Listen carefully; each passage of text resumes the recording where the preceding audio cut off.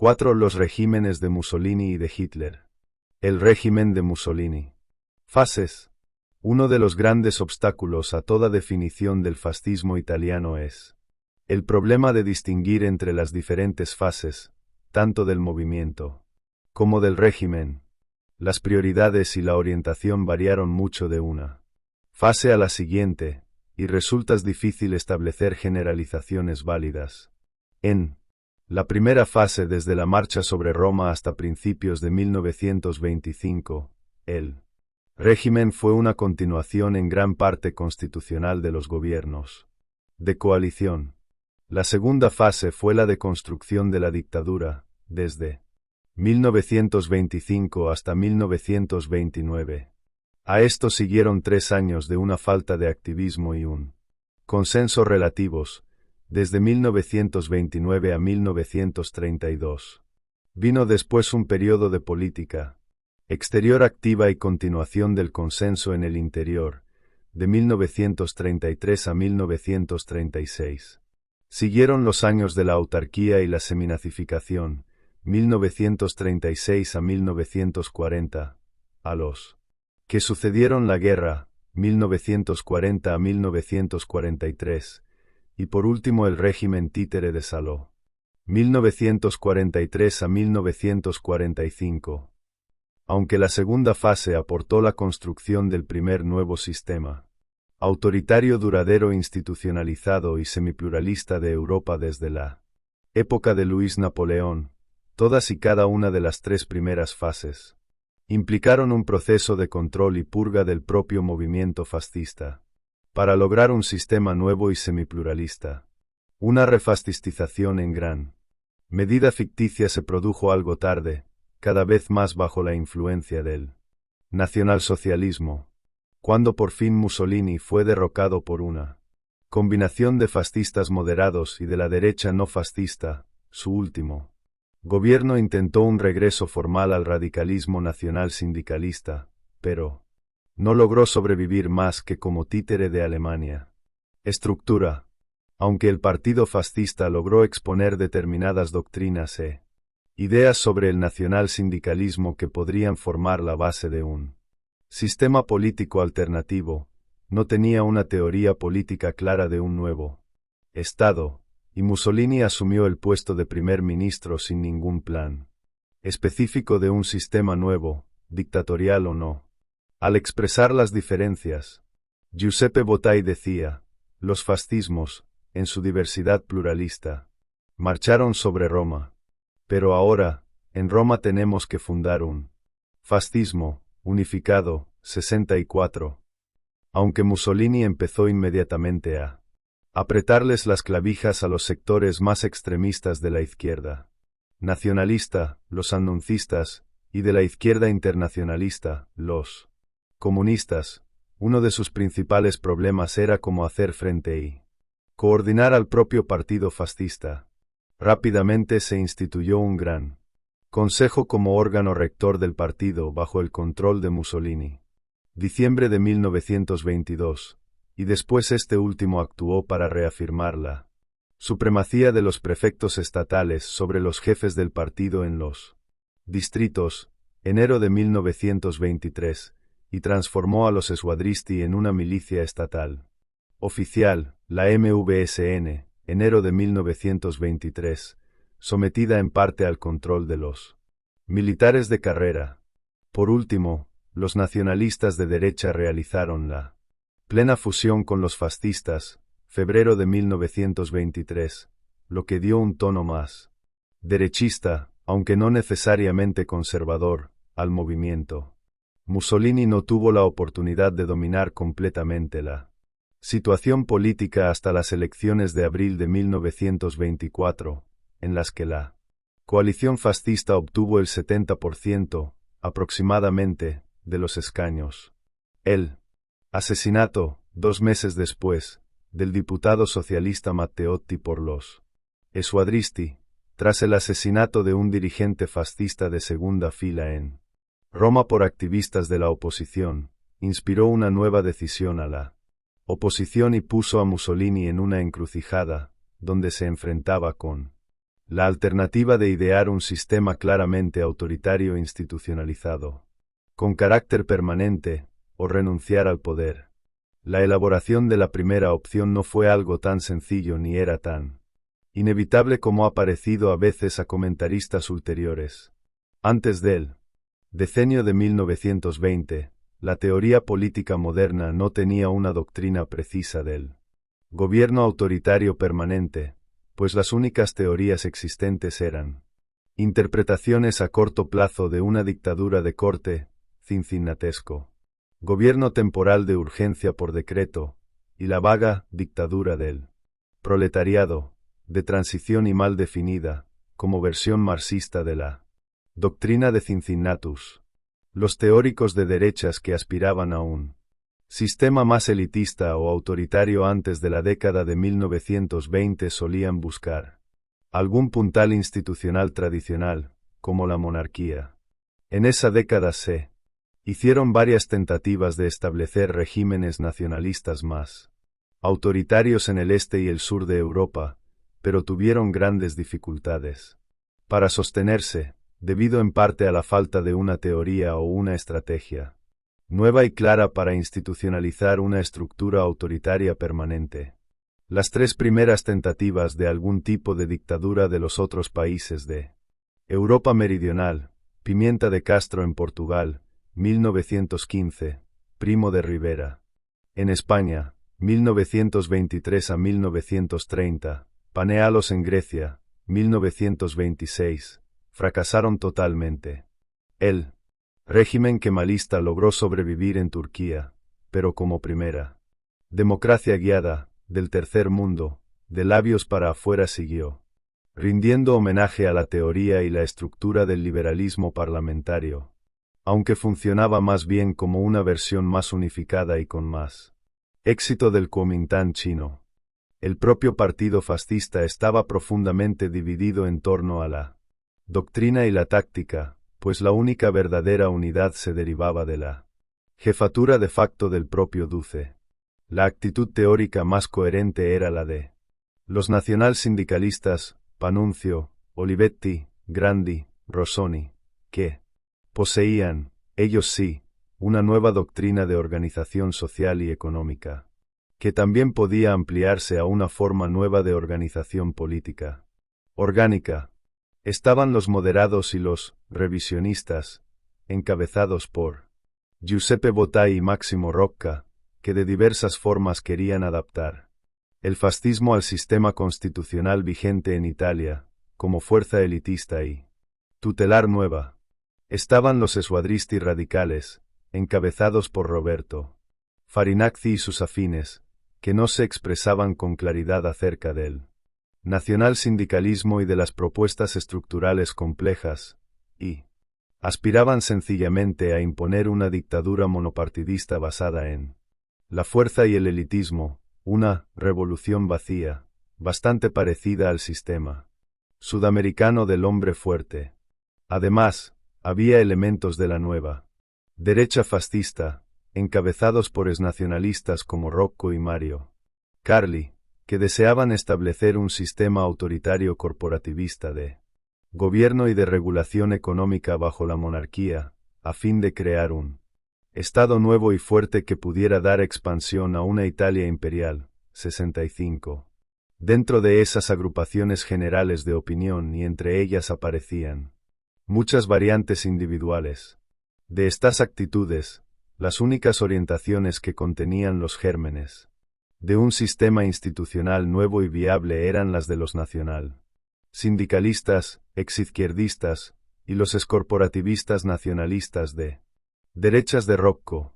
Lo que hizo Mussolini a partir de 1925 fue elaborar un nuevo sistema autoritario y corporativista ad hoc, basado en una fusión inestable de las ideas de todos ellos, junto con una aplicación controlada de la ambición monopartidista de las radicales fascistas. Se transformó al Parlamento y se convirtió al gobierno de Italia en un sistema de partido único, pero al mismo tiempo se llevó a cabo una purga y una transformación cuidadosa del partido en sí. Se colocó al PNF bajo el control burocrático del Estado, y no a la inversa, y a principios de 1927 se habían reducido los efectivos del partido en casi un 25%, hasta dejarlo en 600.000 miembros, aunque al final de ese año se volvió a permitir una vez más la ampliación de unas listas en su mayor parte burocratizadas.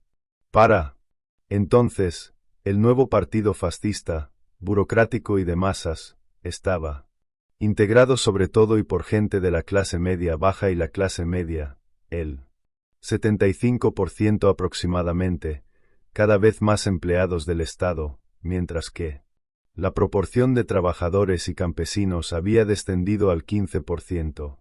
Aproximadamente. Se había eliminado a más de 200.000 de los más radicales, más idealistas y más brutales, y el partido se había convertido en un instrumento burocrático al servicio del Estado. Las figuras más importantes en la transformación institucional no fueron tanto los fascistas iniciales como los dirigentes nacionalistas, como Rocco, ministro de Justicia, y Luigi Federzoni, ministro del Interior.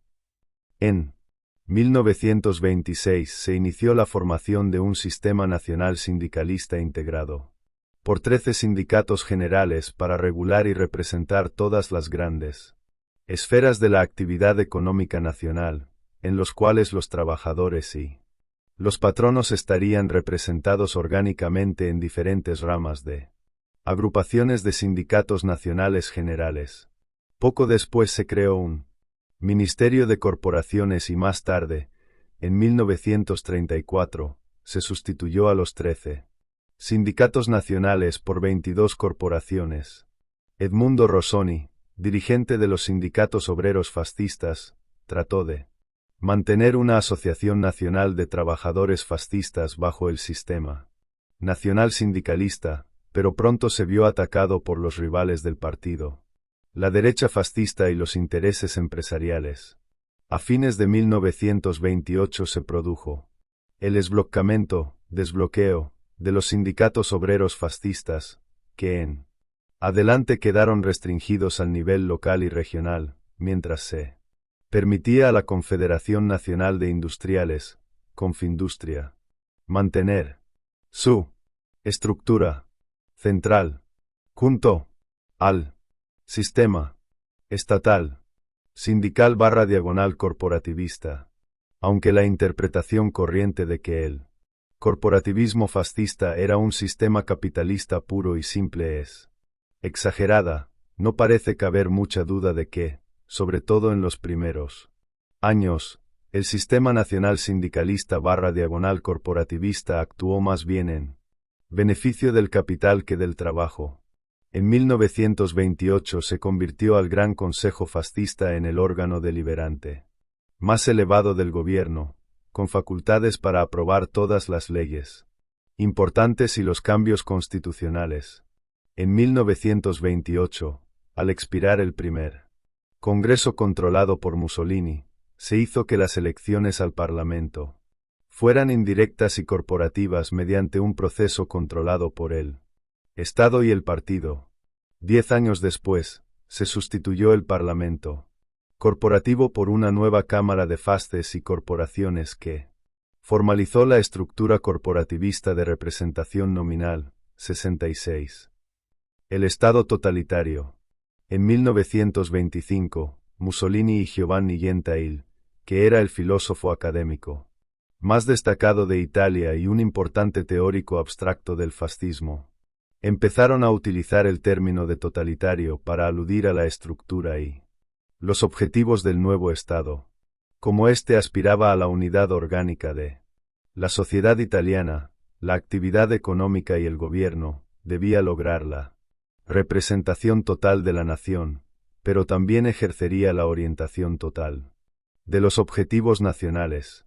Así nació, de forma un tanto vaga, el concepto original del totalitarismo.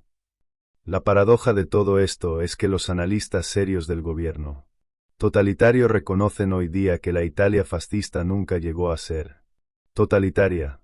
En la década siguiente al establecimiento del sistema de Mussolini, la dictadura leninista en la Unión Soviética se vio transformada implacablemente por Stalin en un sistema completo de socialismo de Estado, con un control dictatorial de facto casi total de la economía y de todas las instituciones oficiales. Unos años después, la dinámica ambición de poder del régimen de Hitler en Alemania, con su eficacia policíaca, su poderío militarista, su sistema de campos de concentración y, con el tiempo, sus políticas de exterminio en los territorios conquistados, pareció crear un equivalente nacionalsocialista no comunista del sistema estalinista de control.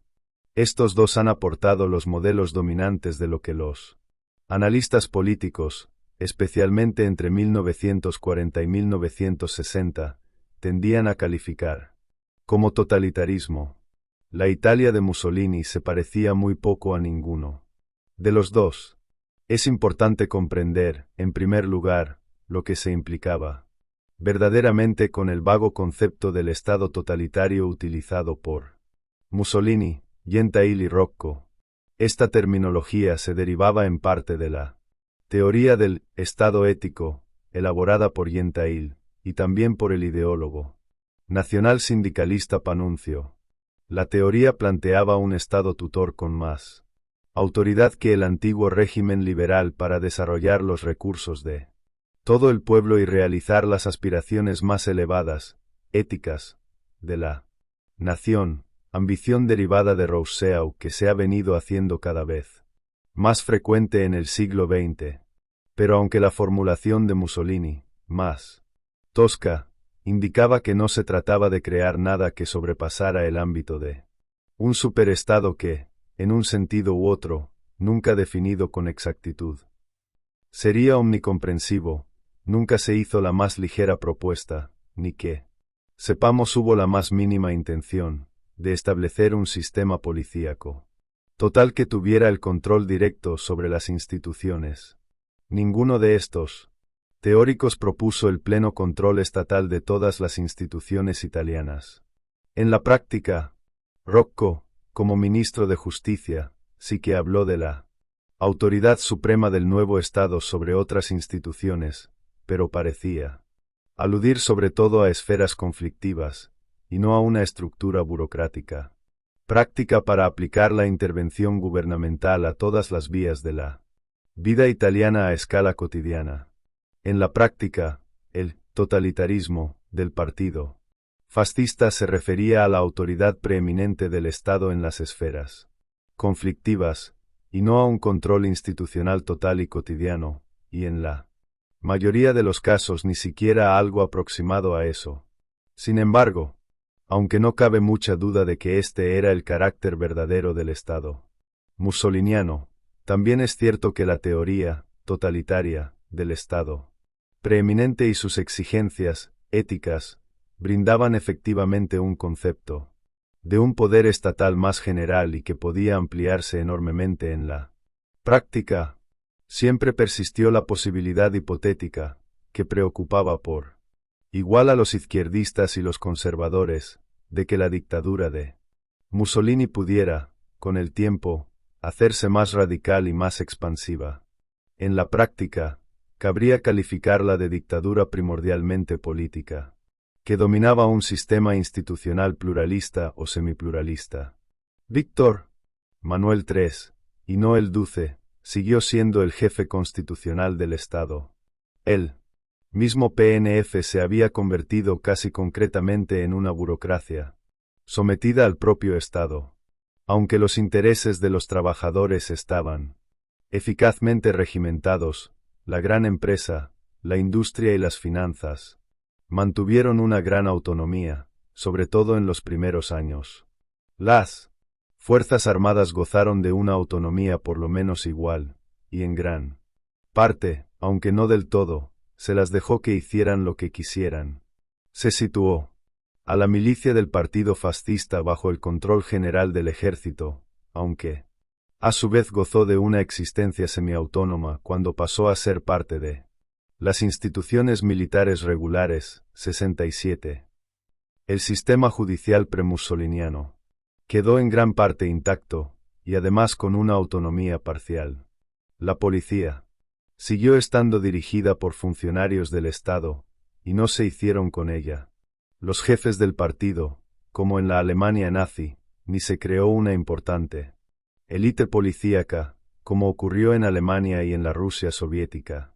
Aunque, en 1932, se formó una nueva policía política, la Obra, en la Italia de Mussolini. Los presos políticos se contaban por centenares, nunca llegaron a ser más de unos miles, y no por decenas ni centenares de miles, como en la Alemania nazi, o por millones, como en la Rusia de Stalin.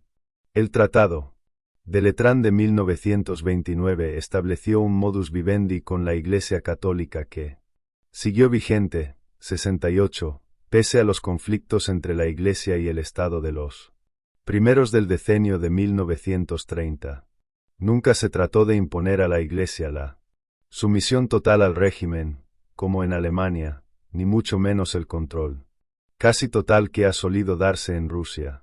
Sectores considerables de la vida cultural italiana mantuvieron una autonomía bastante extensa, y no existió un gran ministerio de propaganda y cultura, hasta que en 1936 se imitó con retraso el ejemplo alemán, 69. Dentro de lo que han sido las dictaduras del siglo XX, el régimen de Mussolini no fue sanguinario ni particularmente represivo. El fascismo llegó al poder en virtud de una especie de transacción tácita con las instituciones establecidas, y Mussolini nunca llegó a escapar del todo a las limitaciones de aquella transacción. El totalitarismo se quedó en una vaga amenaza posible para el futuro, pero a lo largo de todo el régimen fascista fue una mera palabra. El régimen estaba poco integrado y era tan asistemático que Norman Bogan ha llegado a dudar que jamás existiera algo a lo que se pudiera calificar de Estado fascista. 70. Sin embargo, el régimen de Mussolini logró alcanzar importancia histórica a cierto nivel, porque fue el primer régimen autoritario efectivamente institucionalizado no marxista que alcanzó suficiente coherencia estructural, cualesquiera fuesen sus limitaciones, para durar toda una generación a algo más. Cayó derrotado, pero al revés que los gobiernos de Primo de Rivera y de Panealos, no cayó por su propio peso. Así, en la década de 1930, se había convertido en una especie de modelo o ejemplo de un nuevo tipo de dictadura sincrética, semipluralista, basada al menos teóricamente en un partido estatal único, el primero de más de una veintena de regímenes de ese tipo que se establecieron sobre una base segura. El fascismo universal. Para el momento en que llegó la depresión, el régimen estaba firmemente establecido y hasta cierto punto había logrado incluso codificar una ideología fascista formal en varias publicaciones oficiales de fines de la década de 1920, 71.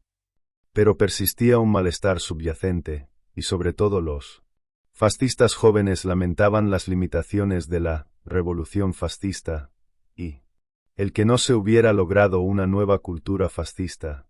Estas quejas persistentes se debían al contraste entre las doctrinas oficiales de vitalismo, jefatura de la élite y corporativismo orgánico oficial, y a la no realización por el régimen de una transformación a fondo de la vida italiana ni de nada parecido a una revolución total de las instituciones. El dilema era igual de grave para el propio Mussolini, dado que éste carecía tanto de una política clara como de la autoconfianza política necesaria para hacer nada parecido a una revolución fascista. El debilitamiento del partido en Italia fue consecuencia directa de su propia política. Entre 1929 y 1933, Mussolini cesó a la mayor parte de sus ministros más capaces y a algunos de los mejores administradores del partido fascista, como Augusto Turati, honrado y eficaz, cesado en 1931, que según reconoció el propio Mussolini era el secretario más eficaz que jamás tuvo el partido. La evolución del régimen en 1929 a 1933 demostró la determinación de Mussolini de no permitir que cristalizase una élite gobernante estable. 72. Para 1932, el partido había llegado a 1,000,000 de miembros, y cuando un reglamento ulterior hizo miembros automáticamente a la mayor parte de los funcionarios y los profesores, en 1939 llegó a 2,600,000. Así, los desgarramientos y la burocratización masiva del partido fascista avanzaron pari passu, de forma que cuanto más crecía el partido, menos era una élite rectora. Esto aclaró que los propios fascistas nunca harían una revolución, y Mussolini casi se resignó al hecho de que, en el mejor de los casos, no podría aparecer una sociedad fascista. Hasta una generación después, más o menos, cuando las escuelas públicas hubieran formado una nueva generación de la juventud italiana. Pero como los servicios de propaganda del PNF siguieron siendo como mucho medianos, y el adoctrinamiento en las escuelas no era en absoluto total, el plazo prometía ser verdaderamente largo. En estas circunstancias, tanto el Duce como algunos de los líderes jóvenes del partido fueron interesándose cada vez más, en los años de la depresión, por la expansión del fascismo en Italia, pero todavía más en el extranjero, como parte de una pauta general europea de rejuvenecimiento nacional en el cual Italia habría sentado el primer ejemplo. Esas aspiraciones no eran nuevas, y ya las habían expresado varios dirigentes y publicistas del partido a fines de la década de 1920, pero crecieron con una nueva urgencia a partir de 1930. Quizás sea un error dar a la tentativa de extender una influencia política específicamente fascista por el extranjero una fecha determinada, pues Mussolini siempre tuvo la tendencia a apoyar de vez en cuando a movimientos útiles o paralelos a fuerzas de otros países. Pero a partir de 1930, aproximadamente, se hizo un esfuerzo más directo por promoverlo, que él consideraba como fascismos extranjeros, que culminó en las iniciativas de cultivar el fascismo universal en 1933 a 1935, y que nunca desapareció del todo hasta el final del régimen. La tentativa de lograr un fascismo universal, una especie de internacional fascista, fue parte de la expansión general de la política exterior italiana que comenzó en 1935. Se suele explicar esto por la necesidad de Mussolini de reaccionar a los problemas económicos de la depresión. De hecho, la depresión no era peor en 1933 a 1934 que en los años anteriores, ni era más grave en Italia que en otros países de estructura aproximadamente igual. Ya se había iniciado una recuperación parcial antes de la movilización para la campaña de Etiopía, y nunca se adoptó un programa importante de rearme. Es más probable que la política activista se viera impulsada por otros dos incentivos diferentes. Uno fue el estancamiento de la revolución fascista en Italia en sentido político y cultural, lo cual producía inquietud entre los militantes fascistas jóvenes, y el convencimiento por parte de Mussolini de que lo único que contaba eran las grandes políticas nacionales que aplicaba él mismo. Casi parecía como si cuanto más disminuía la confianza de Mussolini en el fascismo interno, más aumentaba su sentido inflado de poder personal y de estimación de sí mismo. Al carecer de instrumentos para realizar una nueva transformación en Italia, buscó poder y prestigio en el exterior, de forma no muy distinta a los regímenes comunistas en la década de 1970. Por eso parece que, efectivamente, Mussolini se vio impulsado hacia el exterior por factores internos, pero probablemente eran más políticos que económicos. El segundo factor nuevo, que fue por lo menos igual de decisivo, fue la perturbación del equilibrio del poder en Europa por la aparición del régimen de Hitler en Alemania. Por primera vez desde la marcha sobre Roma, se abría nuevo espacio para una política italiana más completamente independiente y activa. Pese al aplauso inicial de Mussolini a la victoria del fascismo alemán, llegó a advertirse que el régimen nacionalsocialista era un nuevo rival, peligroso y quizá fatal, para la política de la Europa nacionalista/imperialista. En los primeros años del gobierno de Hitler, las relaciones se enfriaron considerablemente, y a mediados de 1934, con el asesinato por los nazis del primer ministro de Austria y la aparente amenaza de expansión alemana hacia el sur, se llegó a un punto de gran tensión y de intercambio de insultos. Parece que los fascistas pasaron al ataque con especial frecuencia y vigor. Se formularon denuncias diversas y simultáneas del nacionalsocialismo por racista, militarista, imperialista, pagano, implacablemente autoritario, anticristiano, antieuropeo y opuesto al espíritu individual y a la cultura occidental. Entre los epítetos utilizados por los liberales occidentales contra los nazis, hubo pocos que no les aplicaran. También los fascistas, quienes acuñaron, además, insultos especiales propios, pues por ejemplo denunciaron a los nazis como movimiento político de pederastas. Por el contrario, los fascistas distinguían su sistema y su doctrina de los planteamientos de los nazis al señalar su carencia de racismo y de antisemitismo, su supuesta reconciliación de lo individual y lo colectivo, su relación íntima con la cultura europea y su simbiosis con el catolicismo. 73. La tentativa de crear una internacional fascista naufragó debido a algunas de esas mismas diferencias. A fines de la década de 1920, algunos autores fascistas habían señalado que una internacional de cooperación entre movimientos nacionalistas radicales como el suyo era una contradicción esencial en los términos. Y así fue. A los fascistas encargados de las relaciones con los partidos fraternos les resultaba muy difícil definir adecuadamente el contenido de lo fascista, y la principal tentativa de formar una internacional fascista en 1934 naufragó en gran medida ante los escollos del racismo y el antisemitismo. 74. Autarquía y modernización. En los últimos años se ha suscitado un debate considerable, especialmente por parte de A.J. Gregor, acerca de la política económica del régimen de Mussolini y la tasa o grado de modernización económica en Italia durante el periodo fascista. Esto guarda relación con la cuestión de la dominación capitalista, tan cara a los comentaristas marxistas, en contraposición al control estatal o el colectivismo fascista. 75. La transacción derechista aceptada por Mussolini y el PNF oficial es un hecho perfectamente obvio que no requiere más elucidación.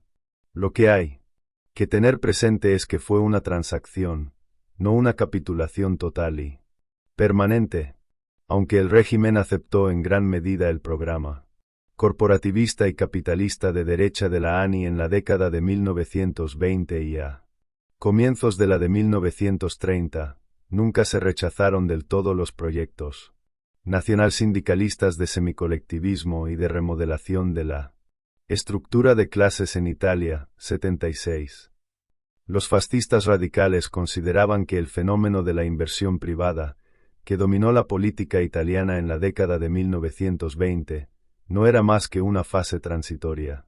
En 1935, con el comienzo de la guerra de Etiopía y la transición a una política más controlada por el Estado y más autárquica, Mussolini hizo hincapié en una mayor intervención del Estado. En una declaración oficial sobre la doctrina fascista, realizada 3 años antes, había anunciado: nos hallamos en el siglo de lo colectivo, y por lo tanto en el siglo del Estado. 77. En 1936 atemorizó pasajeramente a los industriales italianos al anunciar que el régimen estaba a punto de empezar una nacionalización parcial de la industria. De hecho, el régimen de Mussolini jamás generó un único programa económico completo e integrado, sino que iba de una política a otra distinta. Nunca apareció el Estado corporativo como órgano rector ni de planificación. La inversión directa del Estado en la industria se inició como medida de urgencia con la depresión en 1933, al introducirse el IRI, Instituto de Reconstrucción Industrial. En 1940, el IRI poseía el 17,8% de los activos de capital de la industria italiana, 78, con lo que Italia tenía la segunda participación estatal en la industria del mundo, pero esto no formaba parte de un plan coherente y organizado de colectivismo per se. A partir de 1935, la intervención estatal en la economía fue en constante aumento y en 1937 comprendía un gravamen del 10% sobre los activos de capital de las empresas, aplicado con lenidad y en general variable según los casos. Nunca se aplicaron directamente los planes colectivistas de los nacional-sindicalistas revolucionarios, 79. Si pasamos al funcionamiento real de la economía italiana, los resultados son un tanto mixtos, aunque no desfavorables para el periodo mussoliniano. Conforme a las estadísticas mundiales compiladas por Angus Madison, 80, Gregor observa que si se utiliza el nivel de 1913 como norma, en Italia la producción económica agregada en 1938 había llegado al 153,8 frente a un 109,4 en Francia y un 149,9 en Alemania. El índice agregado de producto por trabajador en 1938, en comparación con la misma base en 1913, era de 145,2 en Italia, 136,5 en Francia, 122,4 en Alemania, 143,6 en Gran Bretaña y 136 en los Estados Unidos. Análogamente, el índice de producto por hora / hombre en 1938 era de 191,1 en Italia, 178,5 en Francia, 137,1 en Alemania y 167,9 en Gran Bretaña. Aunque la tasa media del 1,7% de crecimiento industrial al año en Italia durante los años de la depresión era inferior a la de Alemania, y considerablemente inferior a la de Suecia, era solo ligeramente inferior a la norma de Europa Occidental, y muy superior a la cifra de 2,8 de la Francia democrática liberal, 81. En estos aspectos, el funcionamiento general fue digno, y de hecho el valor de la producción industrial bajo Mussolini fue superior al de la agricultura, en 1933, por primera vez. Sin embargo, la mayoría de los historiadores económicos tienden a criticar el periodo fascista porque la tasa de desarrollo había sido superior justo antes de 1913, y volvió a serlo durante el grave auge de la Segunda Postguerra Mundial, a partir de 1947, 82. A veces señalan también la reducción de la tasa de inversión global en el decenio de 1930. Aunque estas críticas son correctas técnicamente, olvidan los principales problemas con que se enfrentó el régimen de Mussolini para superar la dislocación de la Primera Guerra Mundial y la depresión general de la década de 1930. Sencillamente, no se puede comparar el periodo de entreguerras con los auges de antes de la Primera Guerra Mundial y de después de la Segunda, pues las dificultades existentes eran mucho más grandes. En comparación con otras economías en estados parecidos de desarrollo, el sistema italiano funcionó razonablemente bien. En Rusia, la gran industrialización estalinista se logró gracias a una explotación catastrófica de la economía rural y a una inversión humana y económica enormemente desproporcionada, lo cual no significa un funcionamiento superior, pues el ingreso soviético per cápita no superó el nivel de 1928 hasta 1953. Aproximadamente. Además, de los 4 estados industriales que aumentaron rápidamente su producción económica a fines de la década de 1930. 3. Alemania, el Japón y la Unión Soviética lo hicieron en gran medida gracias a la expansión del complejo militar industrial. Pese a la retórica fanfarrona de Mussolini, en el sentido de considerar a Italia, en estado permanente de guerra, nunca hizo inversiones verdaderamente grandes en la producción militar. En consecuencia, Italia no estaba preparada para participar en la Segunda Guerra Mundial, pero la economía mixta de Italia estaba menos deformada por la producción de armamentos que las de otros estados industriales importantes.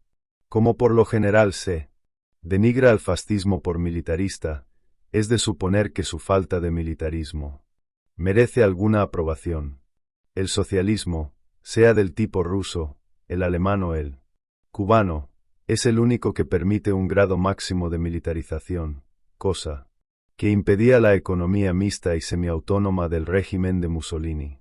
A principios de la década de 1930, Mussolini hacía gran hincapié en el redimensionamiento de la estructura socioeconómica de Italia encaminado a controlar la urbanización, mejorar las condiciones ambientales y mantener en el campo a un gran porcentaje de la población rural.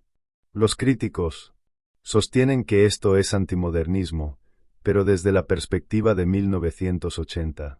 Parecería en algunos sentidos ser un presentimiento extraordinariamente avanzado de los problemas de la urbanización y la industrialización típicos del siglo XX, mucho antes de que los socialdemócratas se subieran a este carro en marcha. De hecho, los fascistas y los nazis figuraron entre los primeros preocupados por el medio ambiente de la política del siglo XX, aunque no alcanzaron casi ninguno de los objetivos que estipulaban. El régimen también llevó a cabo una reorganización fundamental del sistema bancario italiano y de los códigos civil, mercantil y penal del Estado. Estas reformas han sobrevivido mucho tiempo al fascismo y formaron parte a la estructura posterior a 1945. A la inversa, el predominio de la inteligencia humanística entre las clases medias no se vio reducido durante el periodo de Mussolini a favor de los expertos técnicos, como ocurrió tanto en la Alemania nazi como en la Unión Soviética. Esta es otra prueba de la ausencia de una revolución cultural fascista, en comparación con las estructuras mucho más revolucionarias y meticulosas de Alemania y de Rusia. Seminazificación y satélite de Alemania. La caída del régimen de Mussolini no la causaron su carácter represivo, ni su impopularidad, ni tampoco su supuesta inepcia o su carácter reaccionario y antimoderno. No fue muy represivo para tratarse de una dictadura moderna, probablemente no fue más impopular que el régimen liberal oligárquico que le precedió y, como ya se ha indicado, no fue notablemente reaccionario ni antimoderno. Organizó una economía en expansión, y hasta 1939 no parecía más inepto que la mayor parte de los gobiernos. Por el contrario, su caída se produjo como resultado de la política exterior aventurera de Mussolini y de la alianza con la Alemania nazi. Esto llevó a la derrota en la Segunda Guerra Mundial y a la destrucción total del régimen, aunque no de todas sus realizaciones, algunas de las cuales quedaron incorporadas en el milagro económico de los años siguientes a 1947.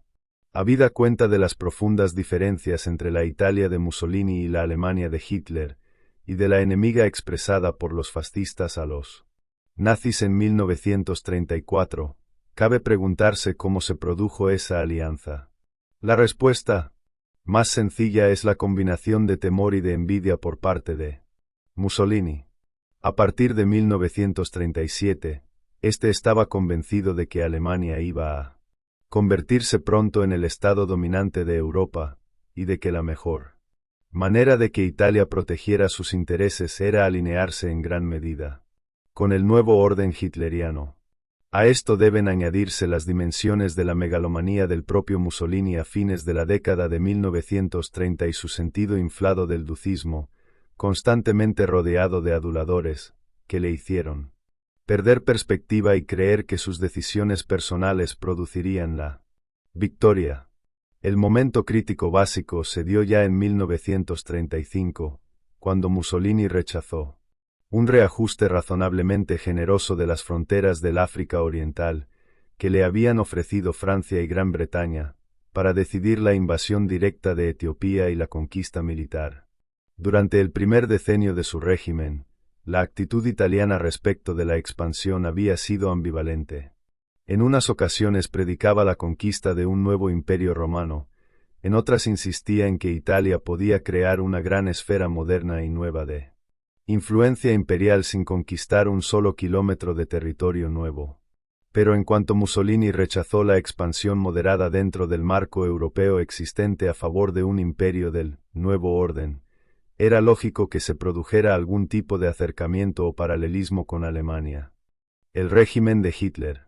Las especulaciones en torno al régimen de Hitler y a su clasificación han girado normalmente en torno a conceptos rudimentarios sobre la dominación capitalista, de su economía política o sobre su totalitarismo. Probablemente ninguno de los dos sea literalmente exacto. Como ya se ha visto en el capítulo 3, ni Hitler ni el partido nazi tenían una doctrina muy precisa sobre la economía política. El llamado sector socialista o de izquierda del partido no tenía un radicalismo económico coherente, y su antiguo dirigente Gregor Strasser ya había evolucionado hacia la derecha en 1932-89. Hitler siempre rechazó todo socialismo, completo o sistemático, decía que era un término lamentable, porque contradecía los principios de espontaneísmo, antiburocratismo, familiarismo y competencia que formaban la base de la visión nazi del mundo. Pero entre los dirigentes del partido cuando llegó Hitler al poder existían otras concepciones de la economía política. O.W. Wagener es jefe de la sección de economía política de la división de organización del partido. Trataba de encabezar un tipo de organización fundamentalmente corporativista y conservadora de clase media, un stand de socialismus, adaptado a la conservación de la estructura alemana de clases y economía. Walter Funk, que pasaría a ser ministro de Economía, encabezaba el ala derecha del partido y era el principal representante de los intereses de la gran empresa alemana dentro de la organización. La tendencia Funk esperaba evitar un auténtico corporativismo por ser, en potencia, demasiado restrictivo de la gran empresa, y promovía una Planwirtschaft autoritaria, economía planificada limitada, como mejor solución de los problemas sociales y económicos y como marco adecuado de una gran expansión de la industria privada. 90. Tras su llegada al poder, Hitler aplastó rápidamente todas las expectativas de corporativismo conservador, de clase media, de las variedades Wagener o católica conservadora. También se dejaron de lado las tendencias agrarias de extrema derecha, representadas por el autoritarismo de la derecha prusiana entre los aliados de los nazis, como Hugenburg. En 1934 parecía que había triunfado la tendencia Funk, y estaban en ascenso las políticas del Círculo Kepler, gran empresarial y pronazi. El propio Kepler actuó brevemente como secretario alemán de Estado. 91. Tampoco esto fue más que pasajero, pues los 3 primeros años del régimen, 1933 a 1936, se consagraron a la recuperación económica en su marco de controles y regulaciones estatales limitados, con lo cual se logró lo que Arthur Witzer calificó de fascismo parcial. 92. Esa fase terminó en 1936, cuando empezó la campaña de rearme más importante. Si empleáramos la terminología de Witzer, es de suponer que esto hubiera iniciado el pleno fascismo. De hecho, en la Alemania nazi nunca se Introdujo un modelo plenamente coherente de economía política. La actitud básica de Hitler era que el nacionalsocialismo significaba la subordinación de la economía al interés nacional, Gemeinnützigkeit vor Eigennutz, por los medios que fuera, lo cual aludía al interés colectivo, y no a una colectivización estructural directa. Además, se jactaba de que no había necesidad de nacionalizar la economía, porque él ya había nacionalizado toda la población. A partir de 1936, se desarrolló una tendencia más decidida hacia una regulación y un control mayores por el Estado, un sistema gubernamental. Zwangswirtschaft, economía forzada u obligatoria. Esto nunca adoptó la forma de un programa general de socialismo de Estado ni de nacionalización, pero fue subordinado progresivamente a todos los sectores de la economía mediante controles, reglamentos, impuestos, contratos y asignaciones. Durante la primera fase de la dictadura se desmontaron las asociaciones de grupos nacionales de presión, a los que se sustituyó por grupos administrativos territoriales y funcionales que le resultaban más cómodos al Estado. La consiguiente cartelización acelerada también se realizó conforme a directrices estatales, de manera que sería más exacto invertir la fórmula de dominación capitalista. La guerra acentuó esas tendencias, a las que igual cabría calificar de socialismo militar, que de cualquier otra cosa, pues representaron en muchos aspectos una continuación de los controles de la Primera Guerra Mundial y de una Planwirtschaft parcial. Pero esto no equivalía a un sistema económico completamente nuevo, y no se elaboró un modelo final. El Plan Cuatrienal de 1936 a 1940 establecía algunos proyectos industriales de capitalismo de Estado, o de socialismo de Estado, según la terminología que se prefiera, pero se trataba de algo totalmente secundario. Los nazis más extremistas, entre ellos algunos dirigentes de las SS, especularon durante la guerra sobre una economía que fuera en parte de socialismo de Estado bajo una revolución nazi realizada cuando se lograra la victoria, pero se pueden citar observaciones de Hitler tanto a favor como en contra de estas ideas. Cuando estaba terminando la guerra, trató específicamente de dar seguridades a los industriales de que un nacionalsocialismo triunfante no nacionalizaría la mayor parte de la industria alemana. 93. Es difícil predecir lo que habría ocurrido de hecho en caso de victoria nazi. En todo caso, Alan Milward, el estudioso más sistemático de la economía fascista comparada, ha considerado intrínsecamente inexacto el argumento de historiadores marxistas, como Reinhard Kuhn y Eberhard Zichon, de que el nacionalsocialismo preservó el sistema capitalista. Los nuevos gobiernos fascistas no preservaron el sistema capitalista, pese a la hipótesis de Kuhn. Cambiaron las reglas del juego de tal modo que empezó a surgir un nuevo sistema. 94. El nuevo sistema no llegó nunca a realizarse, como sigue observando Milward, y entre tanto se mantuvieron la propiedad privada y el lucro privado, aunque cada vez con mayores restricciones. De hecho, las utilidades aumentaron, aunque el Estado reguló cuidadosamente su uso y su distribución.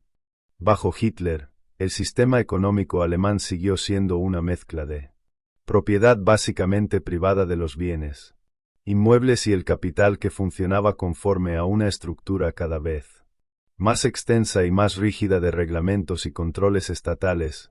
95. Así, es dudoso que el triunfo de Hitler hubiera salvado al capitalismo alemán.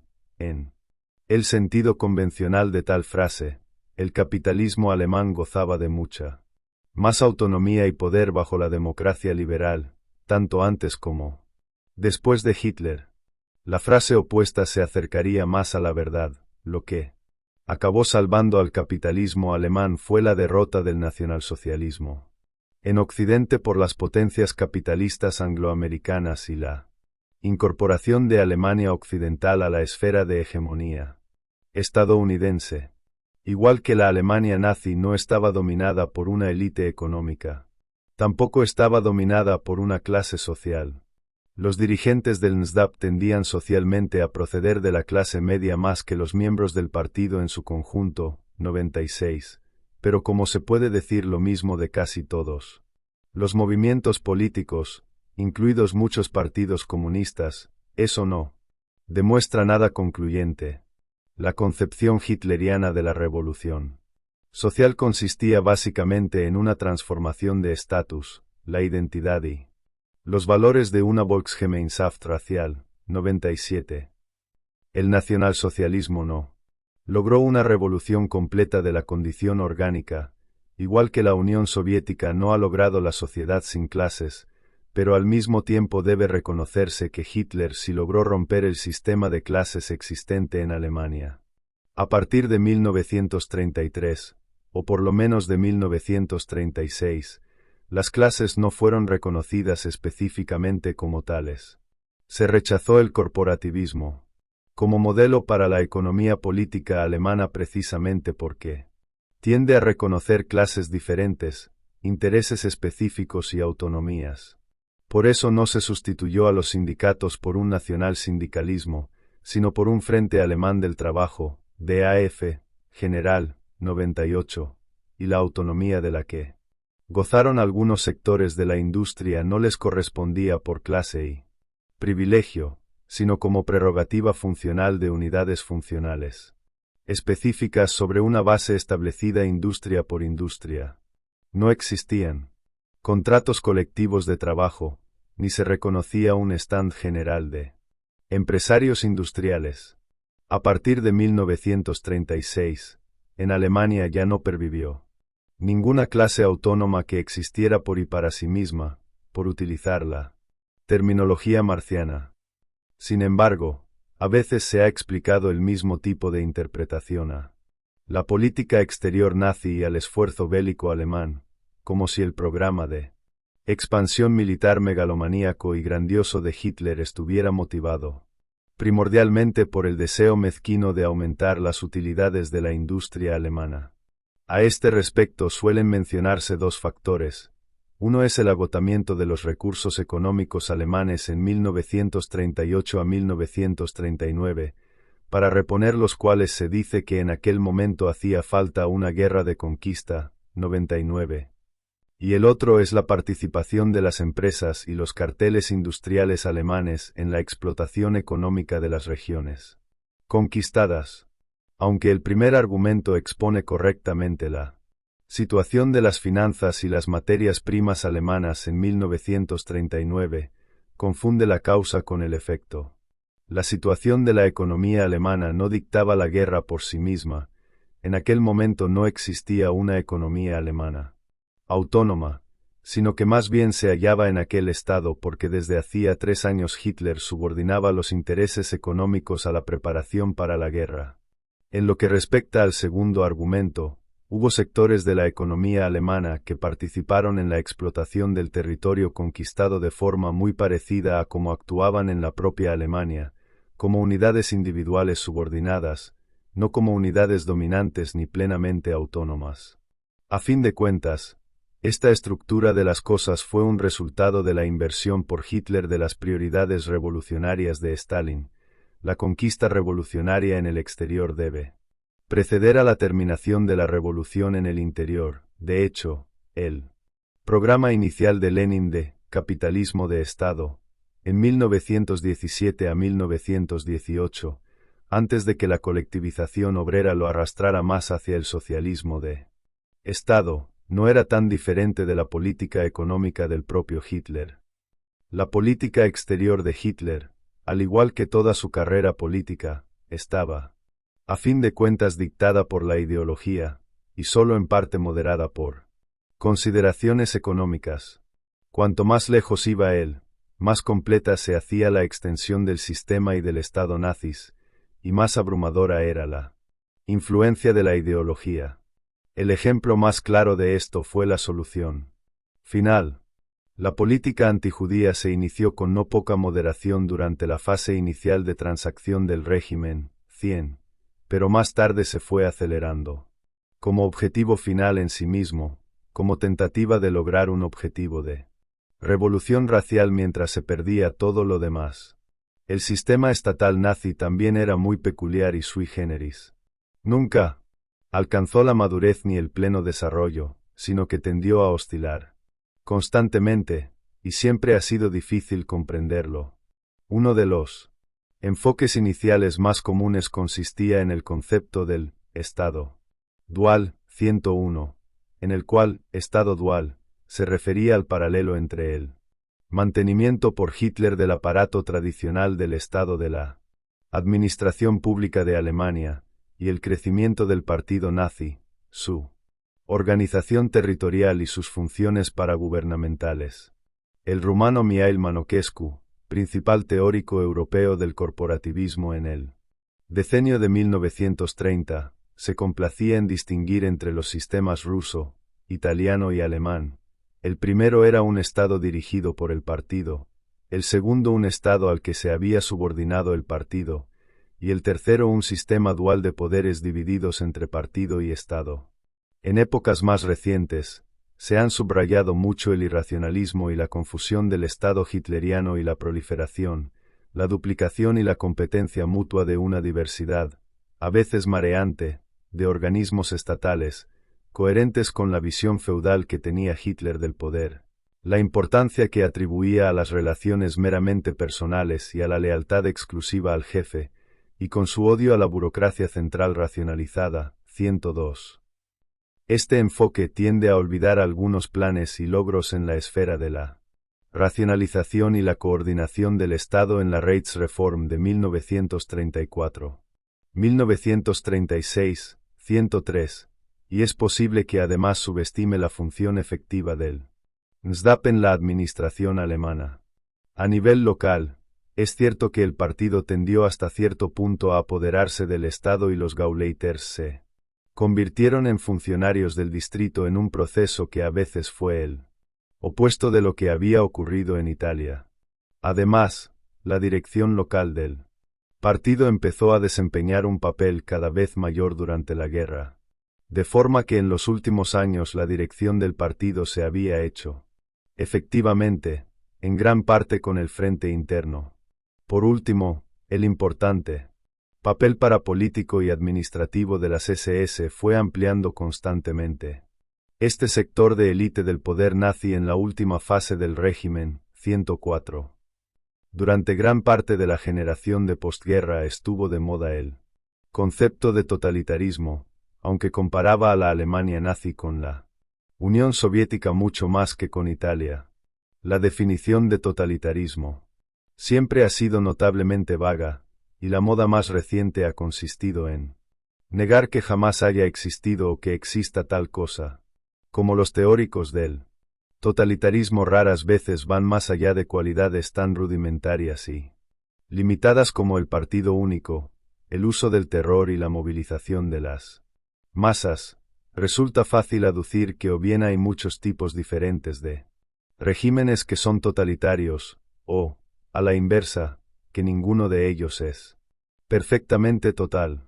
Pero el concepto de totalitarismo es tan válido como útil si se define en el sentido preciso y literal de sistema estatal que trata de ejercer un control total sobre todos los aspectos importantes de todas las grandes instituciones nacionales, desde la economía y las fuerzas armadas hasta el sistema judicial, las iglesias y la cultura. Ya se ha visto que en este sentido el régimen de Mussolini no era en absoluto totalitario, y el sistema de Hitler tampoco alcanzó el pleno totalitarismo, aunque en su última fase se fue acercando cada vez más a él. En este caso, Hannah Arendt, por lo menos, está de acuerdo, al observar que el pleno totalitarismo nazi, equivalente al modo soviético, no se podría haber desarrollado hasta después de la victoria en la guerra, dada la inversión por Hitler de las prioridades revolucionarias de Lenin y Stalin. De hecho, un sistema socialista o comunista es el único que puede lograr el pleno totalitarismo, pues el control total requiere una revolución institucional total, que no se puede efectuar sino mediante el socialismo de Estado. El socialismo no ha de ser forzosamente totalitario. Pero el totalitarismo ha de ser socialista, y el nacionalsocialismo, con su enfoque mixto, nunca hubiera podido establecer el modelo completo, aunque lo hubiera deseado, antes de 1945. Últimamente, la situación se ha vuelto todavía más confusa por la insistencia en los irracionalismos y en la autonomía limitada dentro del sistema, que llevaron a las limitaciones del poder de Hitler. 105. Pero esto es alejarse demasiado en el sentido opuesto. Hitler evitó adrede un sistema totalitario burocrático completamente centralizado, pero las limitadas autonomías que permitió en el sistema estatal alemán, fuera adrede, por descuido o por necesidad, apenas si limitaron sus extraordinarios poderes de dictadura política personal para aplicar sus propias prioridades revolucionarias. El régimen de Hitler tenía unos métodos y unos objetivos tan confusos, que muchos han renunciado a interpretarlo y han recurrido para comprenderlo a meras negaciones, la revolución del nihilismo, o la motivación abrumadora del antimodernismo. Hitler y su gente, por repugnantes que fuesen, no eran nihilistas, sino que sostenían tenazmente unos valores firmes y perversos. El nihilismo es más bien lo que vino después de Hitler, salvo que se considere el mero hedonismo como un valor y no como una ausencia de valores. Como el hitlerismo es atípico, se le ha considerado en general antimoderno en términos de una definición reduccionista de lo moderno basada en el urbanismo, la tecnología y algo a lo que se califica de racionalismo. Pero, por extremista que fuera, el hitlerismo fue un producto sintomático del mundo moderno, y nacionalsocialismo en sus diversas formas fue el conjunto nuevo de planes políticos más popular del siglo XX. Como ya se ha indicado en el capítulo 2, las ideas de Hitler estaban en parte arraigadas en el cientificismo moderno de las ideas biológicas y zoológicas alemanas de fines del siglo XIX, 106. El agudo interés de los dirigentes nazis por las ciencias ocultas no se orientaba hacia las supersticiones populares tradicionales, sino hacia los nuevos mitos modernos y racistas de lo sobrenatural. 107. De hecho, Hitler rechazaba casi todas las ideas formales de la cultura europea de la época medieval, sobre todo el cristianismo histórico, y ridiculizaba mucho las supersticiones premodernas. En realidad, el racismo nazi no era concebible más que en el siglo XX, y no en ningún momento anterior de la historia humana. La antropología humana, animalista y naturalista, de los nazis era estrictamente un concepto moderno sin ningún paralelo moderno. Todas las ideas políticas de Hitler tenían su origen en la Ilustración. 108. El concepto de la nación como fuerza histórica superior, las ideas sobre la soberanía política superior derivadas de la voluntad general del pueblo. 109. Y sobre las diferencias raciales inherentes en la cultura humana. Se trataba de derivaciones claras de la antropología de la Ilustración, que rechazaba la teología premoderna y las raíces y los intereses trascendentales comunes de la humanidad. El culto de la voluntad es la base de la cultura moderna, y Hitler se limitó a llevarlo a su extremo. El concepto mismo del nacionalsocialismo como voluntad de crear un hombre nuevo no era posible sino en el contexto del siglo XX, como idea típicamente moderna y antitradicional. Lo mismo cabe decir de la búsqueda nazi de la extrema autonomía, la libertad radical para el pueblo alemán. Hitler llevó hasta un extremo sin precedentes el objetivo moderno de romper límites y establecer nuevas marcas, pues en ningún otro movimiento imperó hasta tal extremo la doctrina moderna de que el hombre es la medida de todas las cosas. 110. Lo mismo cabe decir respecto de los programas sociales y económicos. Ningún gobernante moderno ha llegado a tales extremos como Hitler para adquirir, entre otras cosas, los recursos naturales necesarios para una economía moderna. la Gleichschaltung nazi y el esfuerzo por revolucionar la condición social tendieron a unir a la sociedad alemana y a superar las distinciones de clase por primera vez en la historia de Alemania. Se dice que el antiurbanismo nazi era inherentemente reaccionario, pero el antiurbanismo radical se ha convertido en una importante tendencia de fines del siglo XX. Los nuevos regímenes comunistas más radicales del decenio de 1970 se jactan de su ruralismo y su antiurbanismo. De hecho, aunque la economía alemana de guerra promovió la urbanización y un aumento de la industrialización de facto, y no lo contrario, uno de los objetivos finales nazis era equilibrar la agricultura y la industria. Cuando son liberales los que aspiran a esto, se suele considerar que es el máximo de ilustración y progresismo. Por último, Hitler iba muy por delante de sus tiempos en cuanto a su preocupación por la ecología, la reforma ambiental y la contaminación. El genocidio, o asesinato masivo en verdadera gran escala, es un acontecimiento prototipo del siglo XX, desde Turquía hasta Rusia, desde Alemania hasta Camboya y hasta África.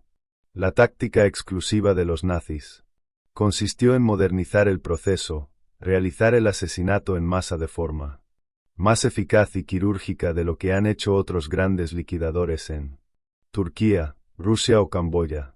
Y tampoco fue el programa genocida de Hitler más o menos racional, porque el objetivo del asesinato en masa siempre ha sido político, ideológico o religioso, y no cuestión de fines económicos prácticos, pace Stalin o Mao Zedong. De hecho, el nacionalsocialismo constituyó un tipo excepcional y radical de revolucionarismo moderno. También esta es una de las interpretaciones controvertidas del hitlerismo, pues como muchos comentaristas sostienen que el nacionalsocialismo era antimoderno, con lo que normalmente no quieren decir más que antiliberal, aducen que necesariamente ha de haber sido reaccionario, y no revolucionario. Quienes más tenazmente sostienen ese criterio son los comentaristas de izquierda, dada su hipótesis a priorística de que el concepto revolución debe referirse ipso facto a las buenas revoluciones que son positivas o creadoras. Pero, evidentemente, a menudo las revoluciones son destructivas. Quien más directamente se ha enfrentado con el problema ha sido Kurt Bracher, que ha identificado las siguientes cualidades revolucionarias del nacionalsocialismo. 1. Un culto nuevo y supremo de la jefatura del Führer como el genio artista. 2. La tentativa de elaborar una estructura darwinista social del gobierno y de la sociedad. 3. La sustitución del nacionalismo tradicional por la revolución racial. 4. La elaboración del primer sistema nuevo de nacionalsocialismo, regulado por el Estado en la economía. 5. La aplicación de la revolución orgánica de la condición social en pro de un nuevo Volksgemeinschaft. 6. El objetivo de un tipo completamente nuevo de imperialismo racial a escala mundial. 7. La importancia atribuida a las nuevas formas de tecnología avanzada en la utilización de los medios de comunicación social y de la movilización de las masas, el culto de la nueva eficacia tecnológica, las tácticas militares nuevas y la tecnología, la importancia atribuida a la tecnología aérea y del automóvil. 111. Cabría refinar esta lista y hacerla todavía más detallada, pero como fórmula general cubre todos los aspectos principales. A los fieles de las revoluciones coloniales y de liberación nacional de las poblaciones minoritarias debe señalárseles que, durante la Segunda Guerra Mundial, la promoción de los movimientos de liberación nacional entre los pueblos coloniales y minoritarios de todo el mundo fue casi exclusivamente labor de las potencias del Eje. 112. Durante sus 12 años en el poder, Hitler tuvo más impacto en el mundo que ningún otro revolucionario del siglo XX, y tanto más cuanto que, como han señalado Eugen Weber, 113, y otros, las guerras constituyen los principales procesos revolucionarios de este siglo. Dake Yul insiste. Los observadores informados de este periodo de entreguerras están convencidos de que el nacionalsocialismo fue una revolución importante y verdadera. De Rougemont señala hasta qué punto eran idénticos a todos los niveles el régimen de Hitler y el jacobino. R. Labrousse, una autoridad sobre la Revolución Francesa, así lo confirma. Por no citar más que dos opiniones. La práctica de clasificar, y por ende desechar, al nazismo debe cesar, pues representa una auténtica represión freudiana por parte de los intelectuales, que se niegan a reconocer lo que fue. Otros meten en el mismo saco al nazismo, la dictadura, las matanzas, los campos de concentración, el racismo y la locura de Hitler. Con eso queda cubierto el tema. El nazismo fue una gran revolución, contra la burocracia, contra la senilidad, en pro de la juventud, contra las jerarquías establecidas, contra el capitalismo, contra la mentalidad pequeño-burguesa, contra la comodidad y la seguridad, contra la sociedad de consumo, contra la moral tradicional, en pro de la liberación del instinto, el deseo, las pasiones, el odio a la policía, sí señor, la voluntad de poder y la creación de un orden de libertad más elevado. 114. Principales diferencias entre el régimen de Hitler y el de Mussolini. Se ha sugerido que el movimiento nazi y el fascista, y los regímenes de Hitler y de Mussolini no pueden clasificarse juntos más que a un nivel muy alto de abstracción. Cuando se observan de cerca, muchas veces las diferencias son más llamativas que los parecidos, tanto si se estudia la cuestión del potencial revolucionario como otros aspectos. Una lista parcial de las diferencias básicas abarcaría las siguientes consideraciones. 1. La ideología hitleriana se basaba en la raza, la del fascismo en el nacionalismo en el sentido político y cultural. De ahí que la ideología hitleriana tendiese a la exclusividad revolucionaria, mientras que la del fascismo tenía una formulación más compleja y sincrética. Mussolini insistía en que el fascismo incorporaba aspectos del liberalismo, el conservadurismo y el socialismo en una síntesis más elevada. Hitler aspiraba a un rechazo revolucionario de las doctrinas rivales. Todos los aspirantes revolucionarios tienen por objetivo un hombre nuevo. El de los nacionalsocialistas sería un nuevo producto biológico, además de cultural. Mussolini esperaba simplemente intensificar la enseñanza del fascismo en las escuelas.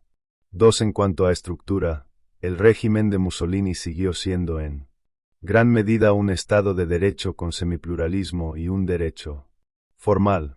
Esto, naturalmente, impuso considerables limitaciones al potencial revolucionario del sistema de Mussolini, y además, permitió que los adversarios del Duce dentro del Estado acabaran derrocándolo. El Führerstaat hitleriano, pese a no formular una teoría elaborada del totalitarismo, fue una dictadura mucho más compleja del gobierno unipersonal. 3. El NSDAP desempeñó un papel mucho más importante que el PNF.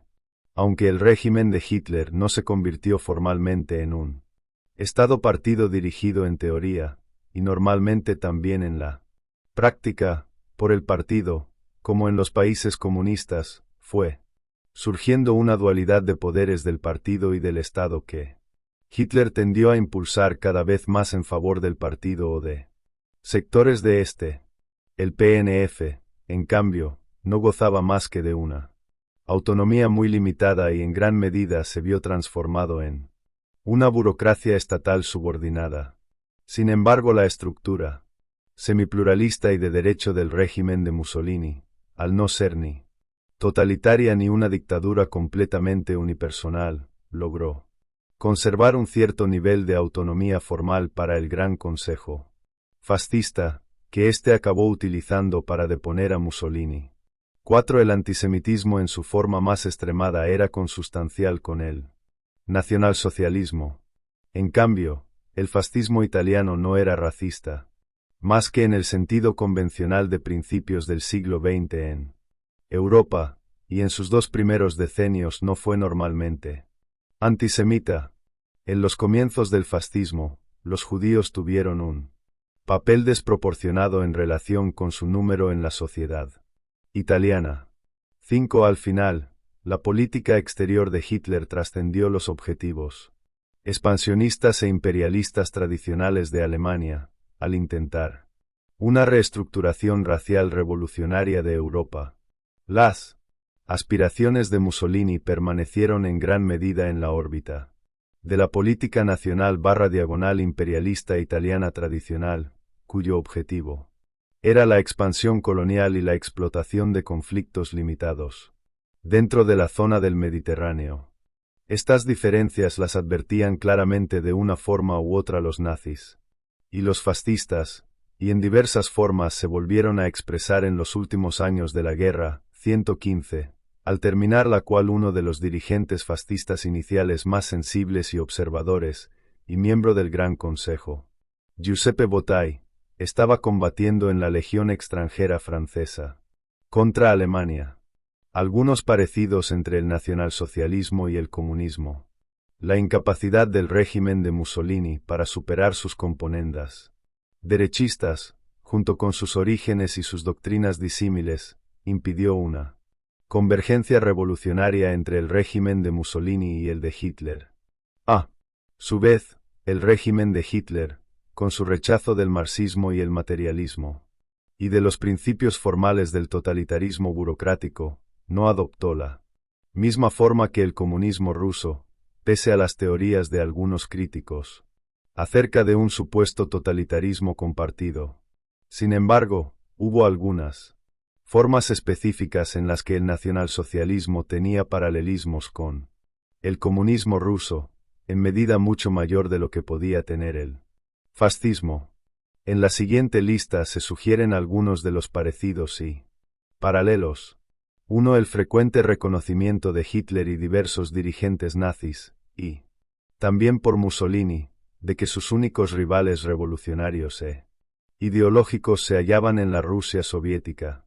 2. La fundación, tanto del nacionalsocialismo como del comunismo nacional ruso, sobre la base de una teoría de la acción revolucionaria, según la cual el éxito en la práctica daba validez a la innovación ideológica, a medida que la Unión Soviética fue abandonado gradualmente importantes aspectos de la teoría marxista tradicional.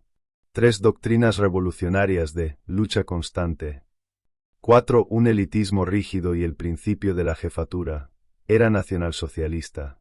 Quien siguiera a Hitler, un bolchevique, no era necesariamente un marxista, sino quien siguiera a Lenin. 5. Adopción de la teoría de las naciones desposeídas y proletarias, que Lenin no hizo suya hasta después de que se hubiera introducido en Italia.